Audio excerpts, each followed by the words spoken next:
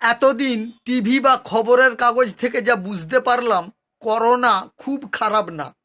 কারণ নাম্বার এক, corona pressure, sugar, হাঁপানির মতো সারা জীবনের রোগ নয়।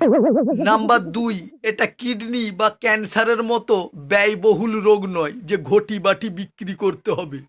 নাম্বার তিন, করোনা স্ট্রোকের মতো মারাত্মক রোগ নয় যে সারা জীবন লেংচে লেংচে বা শয্যাশায়ী হয়ে থাকতে হবে।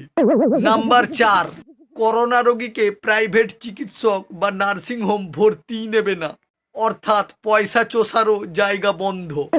অগত্যা সরকারি ডাক্তার বা সরকারি হাসপাতাল, কোনো খরচা নেই।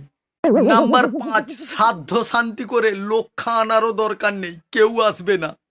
নাম্বার ছয়, সবচাইতে সেরা হলো করোনা বলছে, এসো লড়ো, বাঁচো কিংবা মরো, খুব বেশি হলে 14 দিনের লড়াই।